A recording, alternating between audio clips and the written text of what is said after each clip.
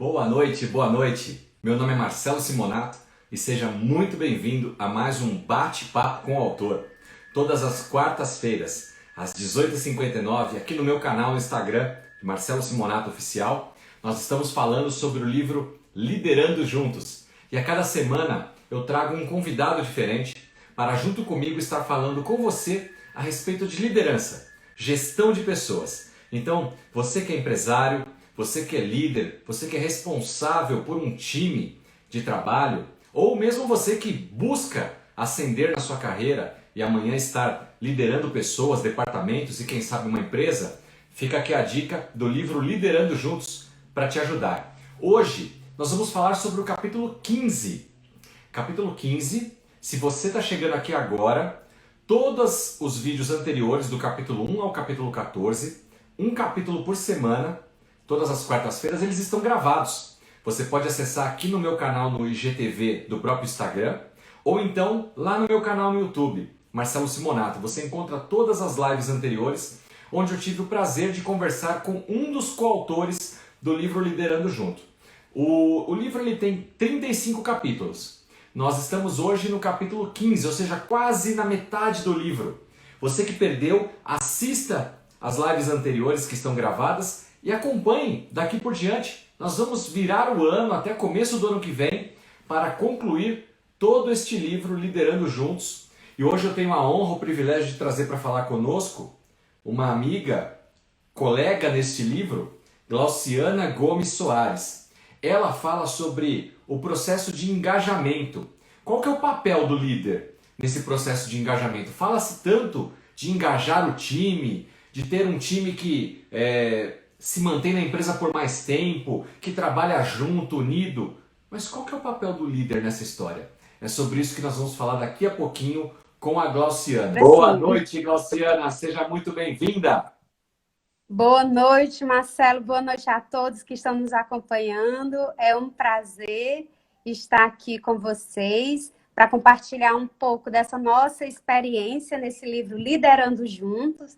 E como o Marcelo muito bem colocou, o tema, né, do meu capítulo é sobre o papel da liderança nesse processo de engajamento, nesse release aí do início do livro, fala exatamente o que ele colocou e é aquilo que eu acredito, não dentro de uma perspectiva voltada para o que eu acho, mas sim para o que é experimentado em termos científicos e nas relações organizacionais, que o que é interessante é que eu gosto sempre de compartilhar que a escrita desse livro, ele surgiu a partir de uma vivência de um projeto numa organização em que eu trabalhava, que saí recentemente. Nós estávamos no momento de revisão e reestruturação de um projeto de cultura de alta performance. E quando eu comecei a pesquisar sobre o tema, como fazer para melhorar a performance organizacional, como fazer com que as pessoas se apropriassem da cultura, gente, tanto nas literaturas quanto nas experiências vividas, tudo levava ao centro algo chamado liderança, né? E foi quando veio, inclusive, a conexão e a inserção de um fluxo, que foi exatamente esse fluxo que mostra esse processo de engajamento, que o livro, o capítulo do livro, o cerne dele é exatamente sobre esse fluxo de como existe essa conexão, né, da liderança com esse processo de engajamento, como o Marcelo começou e eu escrevo isso no capítulo do livro, é algo que é vivo, né? Na verdade, eu enquanto empresa, e aí quando a gente vai para a literatura, que você busca, o que é engajamento? O que é essa palavra que é tão utilizada, muitas vezes confundida com o processo de comprometimento, né? Porque muitas vezes a gente confunde,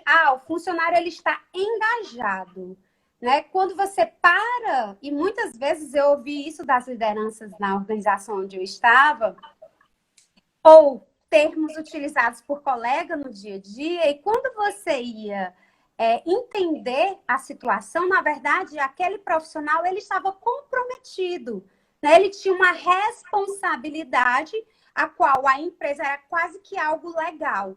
A empresa estava te pagando por um serviço, então o teu salário era a contraprestação desse serviço e você se sentia nessa obrigação, até ética, de fazer valer com aquela realização. Mas quando você parava para pensar, existe essa conexão, existe essa congruência entre os meus valores pessoais, eu enquanto Glauciana, e esses valores organizacionais, que, como eu coloquei, ele é algo que é vivo, porque as pessoas elas mudam, elas se desenvolvem, hoje elas têm um pensamento, a partir de amanhã, até mesmo nesse mundo VUCA que a gente está vivendo, momento de pandemia, se Deus quiser, quase pós-pandemia, né? Rezando aí por uma vacina para que isso ocorra de maneira bem rápida e a gente possa restabelecer aí a nossa economia do país e do mundo, na verdade. Você percebe que hoje você tem um entendimento e amanhã não, né? Então, assim, essa relação... e que conexão é que isso tem a ver com esse processo de engajamento ou com essa questão aí de fazer com que a performance da organização ela ocorra? Isso faz com que a empresa ela venha perpetuar nesse universo que ele está mudando de maneira muito rápida, né? Que é esse mundo VUCA, volátil, incerto, complexo e ambíguo. E pós-pandemia, né? Ou nesse momento de pandemia, ainda vem essa pimentinha desse momento rápido de transformação e de que qualquer coisa você pode perder o start ou levar a tua organização para problemas seríssimos, né? Então, assim, mas voltando aqui para... Deixa eu só dar um passo atrás um pouquinho, Glauciana. Tá certo. Porque você foi falando, eu estou com o meu livro na mão aqui, e como todo bom leitor, o meu livro é todo marcado. Então você não vai escapar de uma série de perguntas minhas, não. Então, você preparou um discurso aí, mas calma aí, porque eu tenho as minhas perguntas aqui para você. E antes de passar essas perguntas para você, eu quero novamente falar aqui com o nosso ouvinte, porque nesse horário nobre as pessoas entram e saem a todo momento. Nós estamos falando com a Glauciana Gomes Soares. Ela é uma das coautoras do nosso livro Liderando Juntos. Ela escreveu o capítulo 15 desse livro, que fala do papel da liderança no engajamento dos colaboradores, né, nesse processo de engajamento. Mas eu queria falar para vocês estão olhando a Glauciana aqui falar, e vocês estão pensando, mas quem que é essa moça, né? Deixa eu falar rapidamente para vocês quem que é essa moça. Ela é doutoranda em educação, ela é mestre em economia e gestão de recursos humanos. Não satisfeita, ela tem MBA executivo em finanças, ela é graduada em administração, ela é professora de graduação e de pós-graduação, tem muita experiência também no mundo corporativo, tendo atuado como gerente de recursos humanos num grande grupo por um bom tempo, né? Além de outros tantos cursos que ela já fez ao longo da carreira profissional dela, e agora também escritora, e nos dá a honra de trazer um tema tão importante no nosso livro, que é essa questão de engajamento. Eu queria te fazer uma pergunta, Glauciana, que aqui no livro você fala que no processo de engajamento é muito importante que o líder, porque esse é o tema, né? O papel do líder. Então, é muito importante que esse líder ele atue naquela famosa liderança situacional, ou seja, conheça a equipe e entenda como engajar cada um. Porque não dá para a mesma fórmula, a mesma receita de bolo aplicar a todos, uma vez que cada pessoa, cada ser é um indivíduo diferente e está num nível de maturidade profissional diferente também. Eu queria que você falasse um pouquinho sobre esse papel do líder na questão situacional do time. Sem dúvidas, eu sempre coloco que com o mesmo liderado, muitas vezes você precisa ter atitudes diferentes para diferentes situações, né? Então, assim, eu acredito demais, tá, nessa teoria, tá, da liderança situacional. Você, na verdade, não adianta, né? O Blanchard foi fantástico junto com o Russell, né? Então, assim, dentro dessa perspectiva de que não adianta tratar diferentes como iguais ou iguais como diferentes, você tem que entender. Então, para que a liderança ela seja efetiva, uma das competências dela é estar próximo dos seus liderados. Você precisa entender, até para gerar esse meet, de identificar como é que você pode estar apoiando aí no processo de desenvolvimento, de entender esse nível de maturidade, que ele não é comum para todos os aspectos de uma responsabilidade que você traz para aquele determinado empregado. Pode ser, e é ótimo que dentro das organizações tenhamos profissionais. Quando eu falo de diversidade, eu estou falando de uma diversidade cognitiva, tá? Onde eu tenho diversos níveis e complexidades de conhecimentos e de competências dentro da organização, e que você sabe, enquanto líder, primeiro identificar, fazer esse mapeamento e navegar, tirando o que cada um tem de melhor e contribuindo, fazendo essa relação de um contribuir com o outro, e o seu papel de líder é exatamente fazer essa identificação e saber que não adianta você ter o mesmo nível de cobrança para o João e para a Maria, ou ter o mesmo nível de cobrança de exigência para o João em todos os aspectos de entregas que ele faz. Pode ser que o João, ele tenha que fazer um relatório ou uma apresentação, ele tem essa maturidade com os números, que ele vai te trazer números maravilhosos, mas em compensação, na hora que você pensa numa apresentação desses números para a tua diretoria, ele já não é mais o espaço dele, porque ele é muito mais uma conexão em termos de maturidade, muito mais estrutural do que criativo. Então, você precisa ter na equipe, eu sempre gosto de ter nas equipes, complementariedades, que eu costumo dizer, né? De diversificar e possibilitar que uns aprendam com os outros, porque nós somos seres vivos, somos pessoas que estamos em constante processo de desenvolvimento. Enquanto líder, enquanto profissional da área de RH, eu acredito demais nesse processo de desenvolvimento que nós estamos a todo momento aprendendo.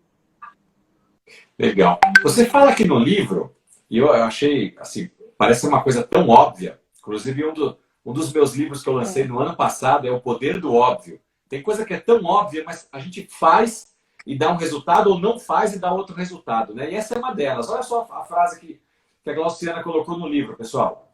As empresas não são um CNPJ. A empresa é um CNPJ. Para você abrir uma empresa, você precisa de um CNPJ. Mas, ao mesmo tempo, só um CNPJ não faz uma empresa, porque a empresa é feita de pessoas, né? Então, é isso que a Glauciana quis dizer nessa frase, que as empresas não são um CNPJ. E a importância de você, empresário que está aqui conosco, você que é responsável por contratar, por definir quem são os líderes da sua empresa, né? A importância de colocar as pessoas certas no lugar certo. A Glauciana, ela fala que nós temos que tomar um grande cuidado ao contratar um profissional para assumir um cargo de liderança, ou ao promover um profissional a um cargo de líder. Porque esse profissional é que vai liderar outras tantas pessoas da sua empresa. E aí, quando a gente vai falar bem ou mal da sua empresa, na verdade, o resultado é causado por conta de uma pessoa, de um líder que foi colocado ali. Pode ser que esse líder seja você mesmo, empresário. Pode ser que seja alguém que você contratou, ou alguém que você promoveu. Ou pior, alguém que você está relutando em mandar embora, mas que está atrapalhando o desempenho da sua empresa. Então, colocar as pessoas certas, especialmente o líder certo, para atuar na sua empresa, é muito importante. Eu queria que você falasse um pouquinho sobre isso, Glauciana, essa importância de escolher as pessoas certas, os líderes posicionados, porque a gente, enquanto empresário, enquanto recursos humanos, contratante, muitas vezes a gente erra na contratação, a gente erra na promoção, né? Aquele super técnico que vira líder, entre aspas, é colocado num cargo de supervisão, gerência, mas de líder ele não tem nada e acaba destruindo a equipe e até a empresa. Dado a realidade que eu vivi, né, no mundo organizacional, que eu posso aqui compartilhar com vocês, e aí linkando sempre com o científico, que eu sou professora, então eu gosto dessa mescla entre a teoria e a prática, é exatamente que o grande desafio é estar colocando essa pessoa certa no lugar certo. E como é que isso surge, né? Para um pouquinho, vocês estão me ouvindo? O seu áudio está funcionando normal, mas a sua imagem está congelando. Você voltou. Voltou. Então, assim, de colocar essa pessoa certa no lugar certo. Nós temos, e aí a minha tese diz, o efeito da educação corporativa para o crescimento e a sustentabilidade da empresa. E assim, quando a gente para observar as empresas, você percebe que grande parte das empresas, mesmo não sendo consideradas familiares, ela tem uma essência de familiar quando se traz e se coloca, prepondera o relacionamento acima das competências. E a relação de confiança se sobrepõe sobre as competências.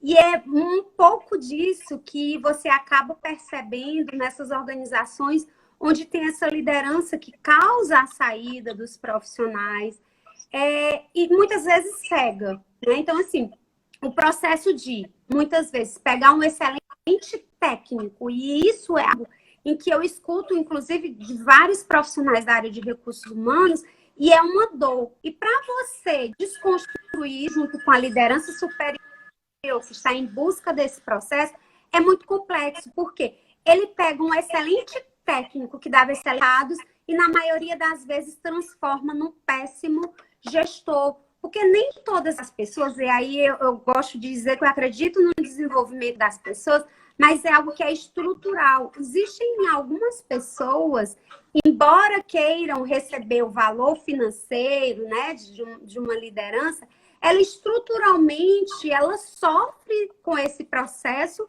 e faz com que as demais pessoas sofram.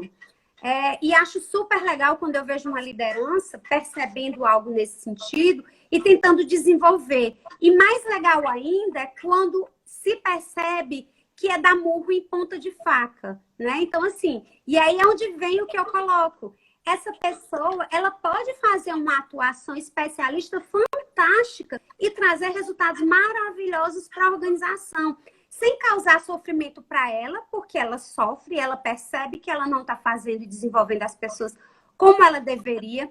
As pessoas acabam não gerando esse processo de confiança, porque as pessoas não confiam, as pessoas têm medo, e muitas pessoas, quando têm coragem ou quando têm condições financeiras, elas saem da organização. E é por isso também eu trago no capítulo essa pitadinha de que eu vou de encontro, né? Aliás, sou contraditório ao entendimento de que as pessoas elas deixam a liderança, né? Eu acredito que elas deixam a empresa, não é pela liderança, elas deixam a empresa porque a empresa está permitindo que aquele profissional que não está apto a assumir ao papel da liderança esteja naquele posicionamento.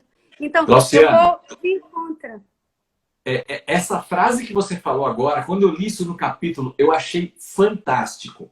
Porque eu sou uma das pessoas que sempre usei a frase anterior.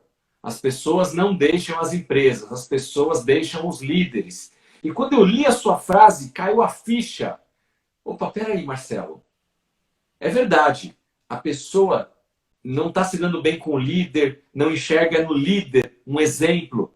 Mas mais culpado do que aquele líder está a empresa que colocou aquele cara para ser o líder. Então você tem total razão nessa sua afirmação. O funcionário, o colaborador está deixando a empresa assim, porque a empresa deixou ele na mão de um líder que não serve para estar ali. Você empresário, você gestor, pessoal de RH, fica atento com isso. Grande rotatividade, a gente sempre falou que era culpa do líder. É verdade. Mas vamos fazer meia culpa, porque nós que estamos colocando aquele líder ali, estamos deixando as pessoas irem embora ao invés da gente tomar uma atitude corajosa, ou de desenvolver esse líder, ou de deixar ele ser feliz em outro lugar. É por aí, né, Glauciana? Exatamente. E a prova é tão grande que as questões trabalhistas elas não voltam para o líder resolver, volta para a organização resolver. Então, qualquer tipo de danos morais, assédio, quem vai pagar financeiramente, quem vai desembolsar, quem vai responder pelaquela situação na justiça, não é esse líder, é o CNPJ, que é formado por pessoas. Pessoas que tomaram decisões certas ou decisões erradas. Vocês entenderam isso, gente? A gente está falando aqui do papel do líder no engajamento, mas a Glauciana trouxe algo tão importante nesse momento, que é um líder que pode destruir uma equipe e trazer, não só deixar de ter o lucro, de melhorar os resultados da empresa, mas pelo contrário, trazer prejuízos pela sua má gestão. Então nós temos que, como empresários, como alto escalão da empresa, tomar muito cuidado com quem a gente está promovendo a primeira supervisão, a primeira coordenação, um cara que é muito bom tecnicamente, mas que não tem o perfil de liderança, e aí você está perdendo gente, e como a Glauciana falou aqui, as pessoas saem felizes, saem falando mal não só daquele líder, e tanto faz falar mal daquele líder, o problema é falar mal da sua empresa, da sua marca, é processar a sua empresa, e aí você tem que pagar ainda por assédio moral, pagar indenizações para colaboradores, sendo que você poderia ter evitado isso. Eu achei excelente isso, Glauciana. Você fala também no livro que quando existe o engajamento, ao contrário disso que nós falamos agora, a tendência é que ocorra a famosa alta performance. O que é alta performance? Se não as pessoas trabalharem no melhor das suas capacidades e, consequentemente, entregarem melhores resultados. Fala para a gente um pouquinho sobre isso também nas suas pesquisas aí científicas. Sem dúvida. E que a base dessa... O que leva, né? O que faz com que isso ocorra é exatamente esse líder. Além de eu atrair as pessoas, né? Porque essa congruência, o engajamento, ele é gerado pela congruência dos valores pessoais e organizacionais, mas isso não se sustenta por muito tempo, por conta de tudo aquilo que a gente já colocou. Então, essas pessoas, elas quando chegam na organização, elas precisam entender qual é o propósito delas naquela função a qual elas foram admitidas, que é um desdobramento do propósito maior da organização, da área, até chegar no indivíduo. Ele precisa se sentir parte importante daquele processo. Isso só é suficiente, Glauciana, não para por aí. Para que eu possa gerar essa alta performance desse colaborador, além dele ter consciência do papel importante que ele tem, independente que esteja desenvolvendo, quer seja um auxiliar de serviços gerais ou quer seja um CEO de uma organização, ele precisa ter claro o que é que a empresa dele espera, o que é que a empresa espera dele em relação a metas. Então, precisa estar claro para ele também metas, objetivos, e esse acompanhamento da liderança, porque não adianta também tu dizer, ó, sua meta é essa, seu objetivo é esse, virar as costas e não desenvolver ou não ter ali com aquele apoio o efetivo papel da liderança, que eu resumo. Vocês estão me ouvindo? Deu uma parada sim. aqui. Sim. Que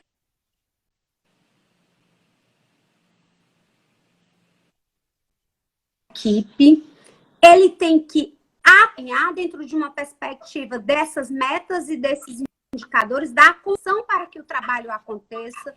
O líder ele tem que fazer diariamente, não é aquele feedback estruturado que senta 1 hora, 2 horas, mas ele precisa olhar para o colaborador e dizer: parabéns, ficou ótimo, foi excelente essa apresentação. Olha, precisa melhorar, porque o ser líder também tem um papel chato de dizer não, de dizer que precisa melhorar, né? Então, além disso, feedbacks diários, como eu comentei, comemorar as vitórias, elas precisam ser comemoradas. As pessoas elas precisam se sentir desafiadas a melhorarem a cada momento. Então, quando eu tenho essa conexão ligada ao meu propósito, com os valores de uma organização, eu vou dar o meu máximo, eu não vou estar ali só fazendo valer o meu salário do final do mês, né? Quando o trabalho ele vai deixar de ser uma obrigação para ser algo prazeroso. Você, ao invés de no domingo ficar triste, pensando que na segunda-feira você vai trabalhar, você volta na sexta-feira para casa já pensando o que é que você vai fazer para aquele projeto, para aquela atividade, para que as pessoas, ou para que o resultado seja melhor, para que as pessoas sejam mais felizes e que elas estejam conectadas com aquele objetivo organizacional. Tá todo mundo olhando para o mesmo lugar. Tá todo mundo em prol do objetivo da organização. Que diferença, né? Então, assim, é um tema apaixonante e é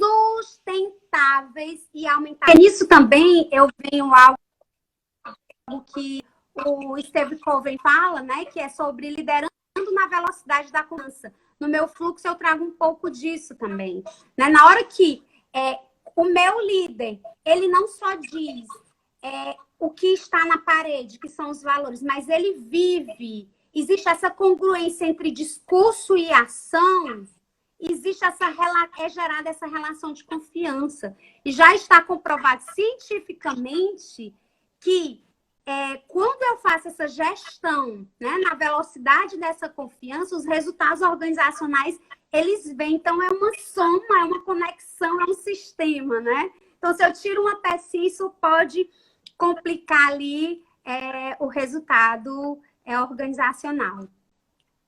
Legal. Glauciana, a gente acabou pulando um ponto aqui no livro que eu achei bem interessante. E vocês que estão aqui conosco, eu não canso de falar. Nós estamos falando sobre o livro Liderando Juntos, tema de liderança, gestão de pessoas, hoje com a Glauciana Gomes Soares. Ela é escritora e escreveu o capítulo 15 aqui do nosso livro, O papel do líder no processo de engajamento.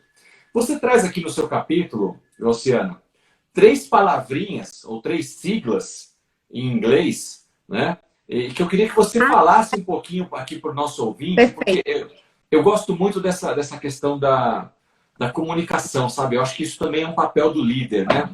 Ele alinhar, e eu tenho feito muito isso como executivo de empresa também, com a minha equipe. Muitas vezes eu até brinco que eu me faço de bobo, eu me faço de inocente, de não saber certas coisas, mas para que justamente eu me torne o mais simplório possível e consiga atingir todas as pessoas do meu time. Porque se eu quiser só falar inglês, eu vou falar só inglês. Se eu quiser falar só espanhol, eu vou falar só espanhol. Se eu quiser utilizar uma série de termos técnicos, eu tenho capacidade para isso. Mas eu vou atingir todos do meu time? Talvez não. Então, essa equalização de comunicação, para mim, é algo muito importante. E no seu livro, você fala um pouquinho que, além das empresas, então, se preocuparem com a rotatividade, com os riscos trabalhistas, né? Esse líder que ela escolhe e que pode tanto beneficiar como destruir a empresa, né? Ela também tem que se preocupar com o tal do EB, Employer Branding, e também com o EVP, o Employee Value Proposition. Então, eu queria que você falasse um pouquinho sobre essa preocupação, se é que todas as empresas têm essa preocupação, né? Primeiro, o que são essas 2 siglas, esses 2 termos em inglês, e depois, como você vê isso hoje nas empresas, a preocupação que as empresas têm sobre esse tema.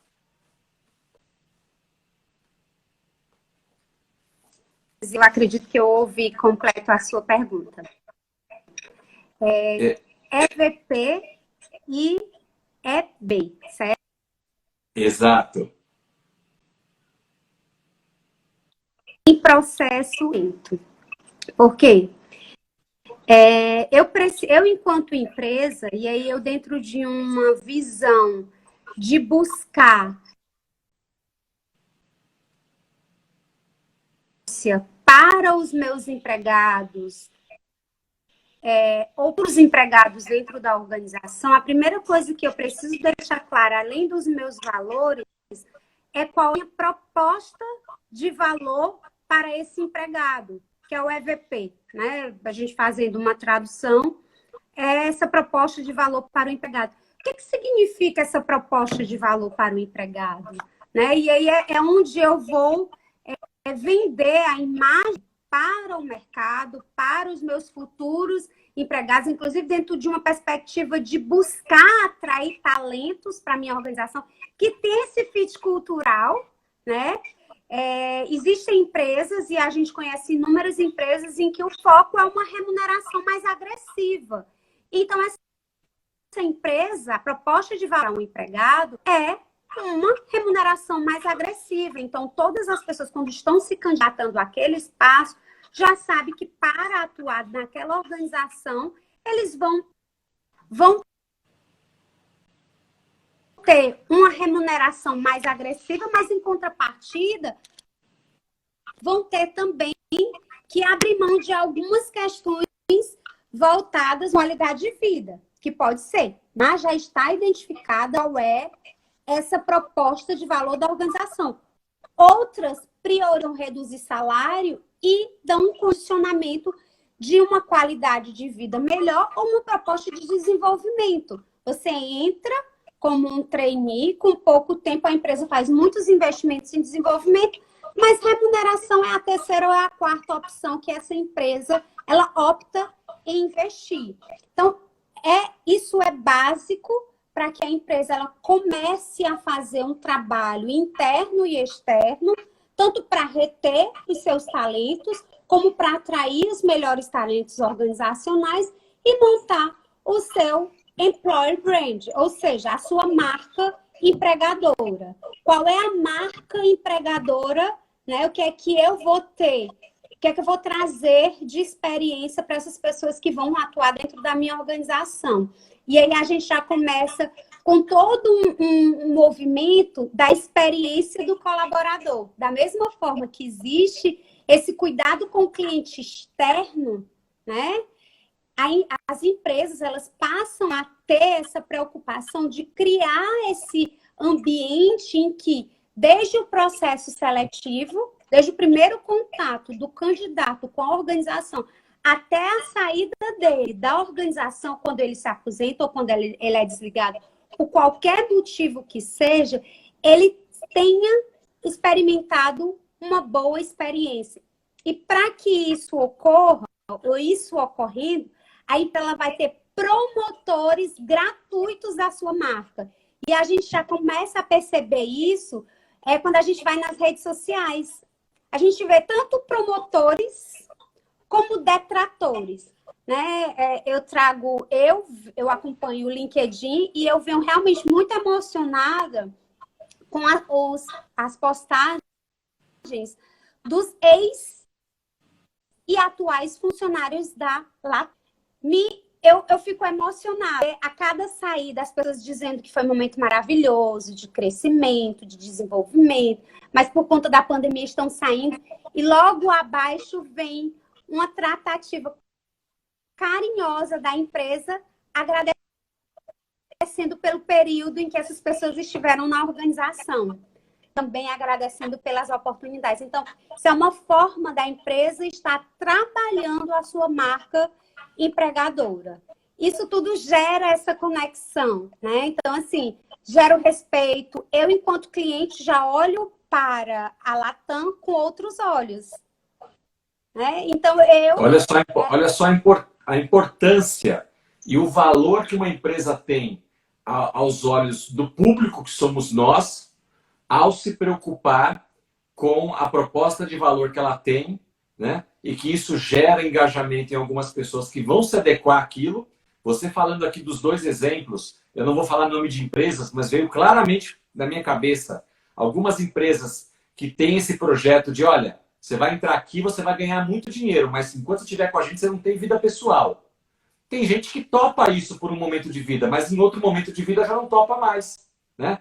Então, eu quero ganhar muito e quero ter qualidade de vida, essa empresa não vai ser. Agora, eu me sujeito a ganhar menos, mas eu quero aprender muito nos próximos anos, então é um outro tipo de empresa que eu vou buscar e que existe, que são as empresas que são escolas, verdadeiras escolas. Eu vou ficar por ali alguns anos, como diz no popular, comendo grama, né?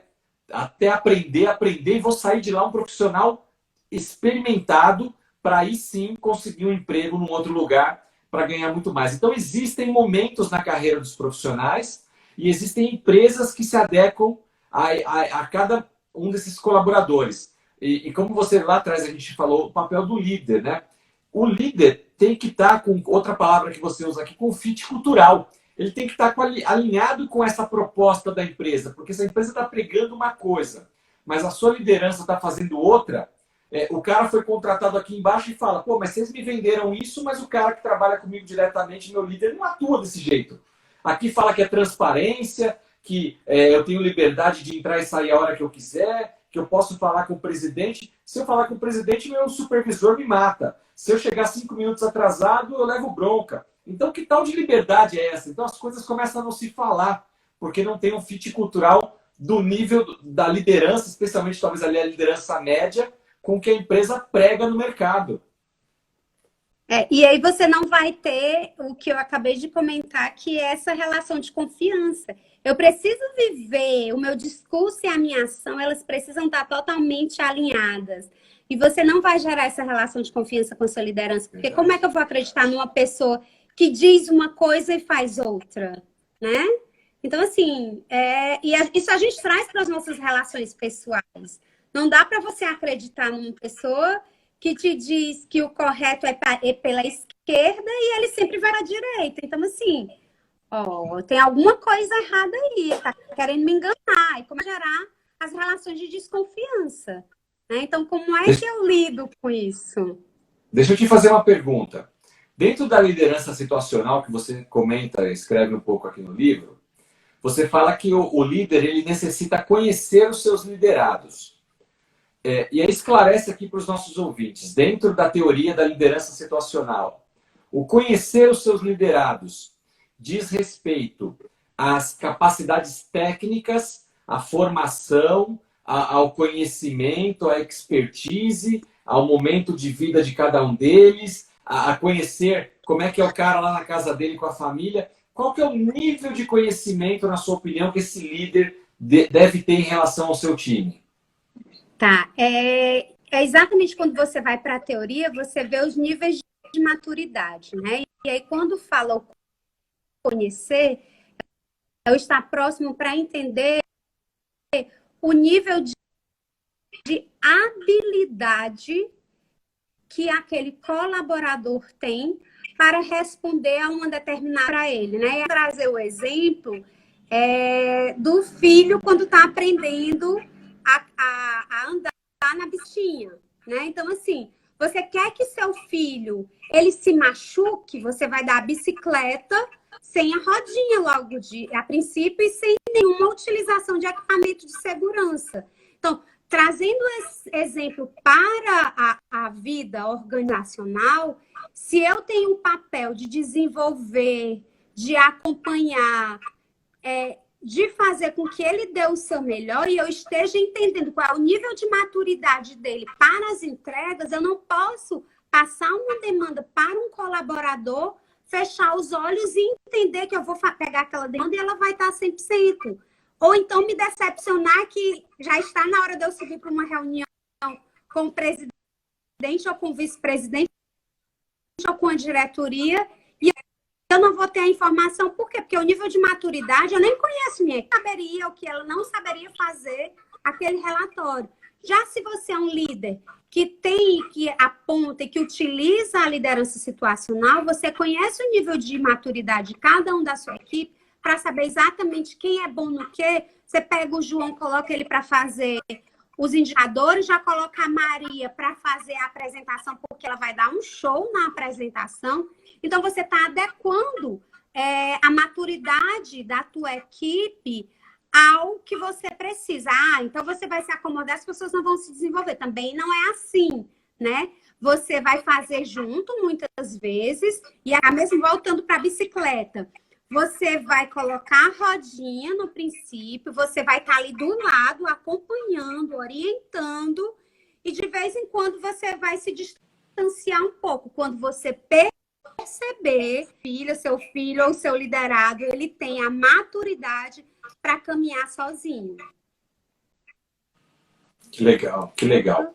Você comentou também aqui no livro, você já falou sobre isso, mas eu quero só reforçar aqui para os nossos telespectadores que o líder ele deve sempre buscar desenvolver a equipe, né? Então ele conhece cada um deles, sabe o nível de maturidade profissional que eles estão, mas ele continua desenvolvendo, ou seja, fazer com que esse cara saia da rodinha, ande com uma rodinha, ande sem rodinha e ande independente, né? Desenvolva a equipe. Você fala também da importância do feedback, porque através do feedback é que esse colaborador vai poder melhorar e seguir evoluindo, né? Você falou já também para a gente sobre a questão do comemorar, do celebrar, mesmo que sejam as pequenas vitórias, né? Parece que aquela coisa que é simples, insignificante, passa despercebido e as pessoas não dão muito valor. Eu quero fazer aqui um registro. Eu nem sei se está por aqui, mas normalmente ele me acompanha aqui nas lives. O Celso. O Celso é um colaborador que trabalha comigo na minha equipe. Olha só essa história que aconteceu. Eu sou executivo de uma empresa, de uma multinacional em São Paulo. Nós temos ali no prédio 6 andares do prédio. Um prédio de, acho que 15 andares. De repente estamos trabalhando e algumas pessoas começam a sentir cheiro de fumaça. Todo o pessoal da brigada de incêndio, pessoal, vamos evacuar o prédio, vamos evacuar o prédio. E aí organizando todos para descer o prédio pela escada de incêndio. Muito bem. Todos desceram. O Celso, que é esse profissional da minha equipe e que é um profissional da área de facilities, de administração patrimonial, ele, e pertencente à brigada de incêndio, ele não desceu. Ele foi tentar detectar, porque ele tinha a capacitação para isso, né? Ele era um dos responsáveis para isso. Ele foi tentar detectar da onde estava vindo a fumaça. E ele viu que em cima da recepção, nesses forros móveis, de um dos forros descia um pouco de fumaça. Ele então pegou uma escada junto com uma outra pessoa da brigada, um deles com extintor, ele subiu na escada com equipamento de segurança, levantou aquele forro, que são quadrados móveis, e verificou que um dos aparelhos, tecnicamente eu não sei explicar, mas um dos aparelhos do ar-condicionado que estava alocado em algum lugar naquele forro estava entrando em curto. E aí, entrando em curto, ele começou a queimar uma peça de plástico. E como isso estava ligado no duto do ar-condicionado, a fumaça se espalhou por todo o prédio. Então, dava a impressão pelo cheiro de que era algo grandioso, mas, de fato, olhando ali o que ele olhou, era uma peça pequena de plástico que começou a pegar fogo e que soltou essa fumaça, porque plástico solta uma fumaça preta e mesmo um pedaço de plástico muito pequeno. E ele rapidamente, com esse outro ajudante, jogaram ali o extintor correto, apagaram aquele foco. Muito bem, desceram, avisaram todos, olha, já está resolvido o problema, só que agora todos os andares estão cheirando fumaça. Então, melhor que ninguém suba, porque pode se contaminar com esse cheiro de fumaça, né? E todo mundo acabou indo embora, já era o período da tarde, todo mundo acabou indo embora, e o assunto acabou por aí.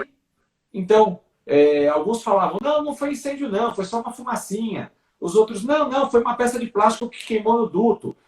Enfim, as pessoas minimizaram o assunto.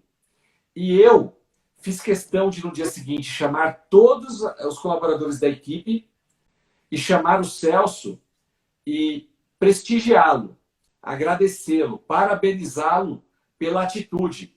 Porque quando você apaga um pedacinho de plástico pegando fogo, parece que não foi nada.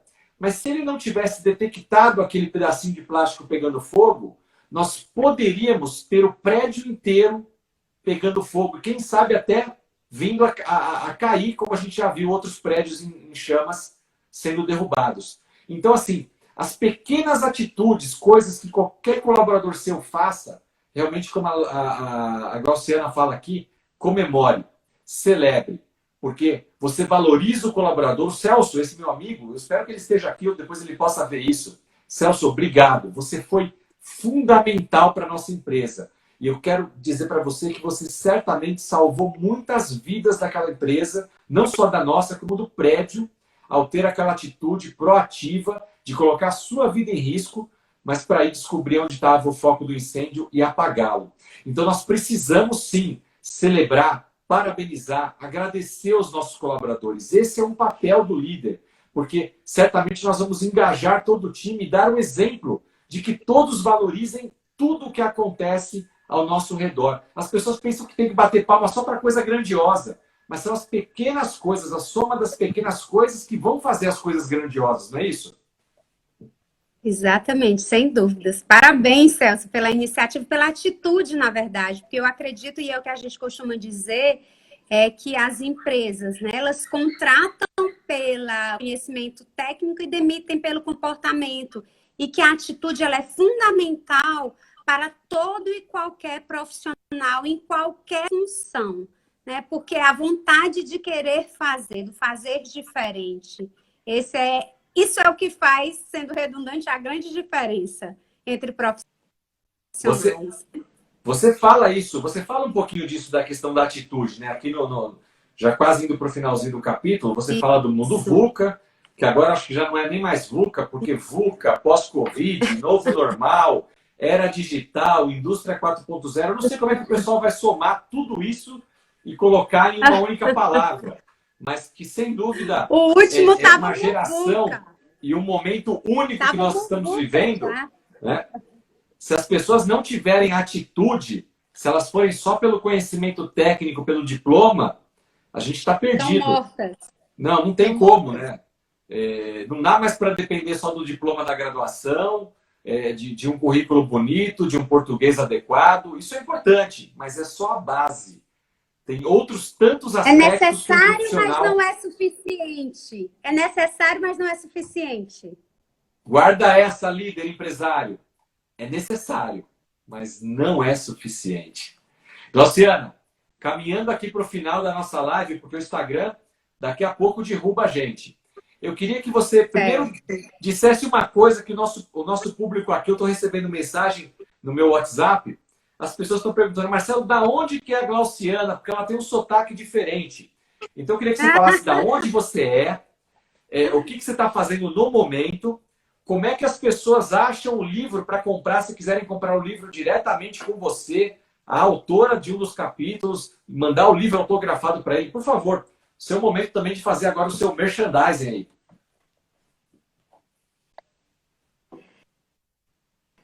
Gente, boa noite. Eu falo de Fortaleza, tá? Aqui no estado do Ceará. Atualmente aí estou em momento de transição de carreira, passei 20 anos numa organização onde realmente aprendi muito, mas tomei a decisão de tentar exatamente viver outros momentos, de viver outras culturas, uma questão mais pessoal mesmo, de entender que era o momento de estar conectando-se com outra cultura, né? Foi uma decisão minha mesmo. Foi uma decisão difícil, né? Mas foi uma decisão que eu entendo que é necessária para o meu crescimento enquanto pessoa, enquanto organização. Essa pandemia também trouxe algumas reflexões, né? Para as nossas vidas. E assim, voltar, Marcelo,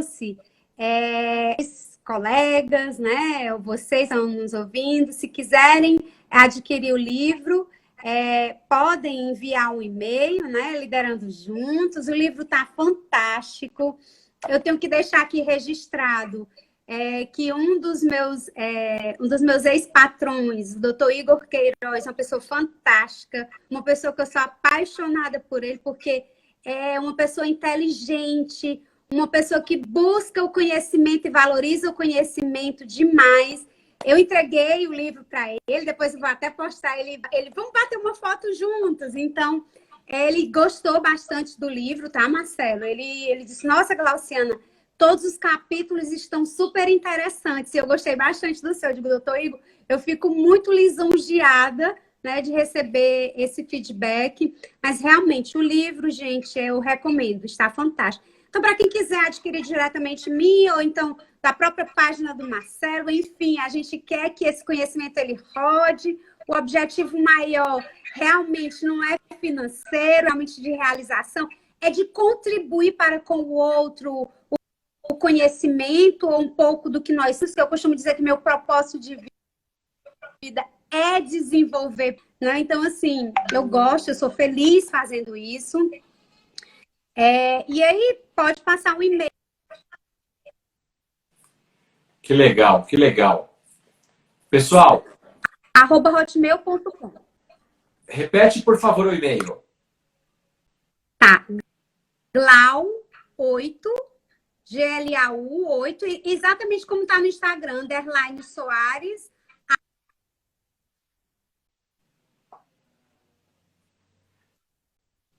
Você que deseja adquirir o livro Liderando Juntos, você encontra nas melhores livrarias do país.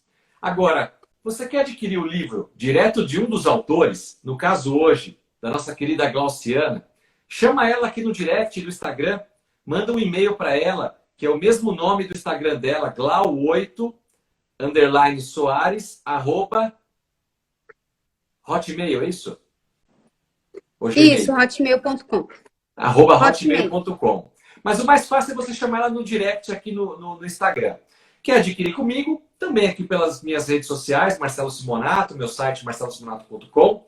Essa live vai ficar gravada aqui no nosso canal do IGTV e também lá no canal no YouTube de Marcelo Simonato, para você assistir outras vezes. Se você não assistiu os capítulos anteriores do 1 ao 14, estão todos gravados lá, assista e acompanhe conosco toda quarta-feira, às 19 horas, aqui pelo Instagram, com um dos coautores do livro Liderando Juntos, compartilhando um pouco com você. Pessoal, isso é inusitado. Eu não tenho visto até então alguém fazendo isso, pegando o seu livro e uma vez por semana conversando com você, permitindo entrar na sua casa, tomar um café com você e bater um papo sobre aquele capítulo. Qual que era a ideia que estava por trás do autor quando ele escreveu isso? Olha que privilégio, o conteúdo que nós conversamos hoje com ela, que é doutoranda, é mestre, é professora de pós-graduação, mais de 20 anos de experiência em recursos humanos, área administrativa, um alto conteúdo, sem contar todos os demais colegas que estão conosco nesse livro Liderando Junto. Então, nosso propósito realmente é ajudar você, empresário, líder, gestor, você que deseja se tornar um grande líder. Aqui tem ferramentas valiosas para te ajudar a se tornar esse líder moderno, esse líder do novo mundo, esse líder que nós, o nosso país, as nossas empresas necessitam. Glauciana, muito obrigado pelo seu tempo aqui conosco, pelo privilégio de ter escrito junto contigo esse livro. Parabéns, muito sucesso para você. Uma boa noite a todos que estão conosco. Obrigado, Glauciana. Obrigada a você, obrigada a todos que estiveram nos acompanhando até esse momento. Boa noite, obrigada, Marcelo. Uma boa noite, gente. Prazer. Fiquem com Deus, se cuidem. Até mais. Tchau.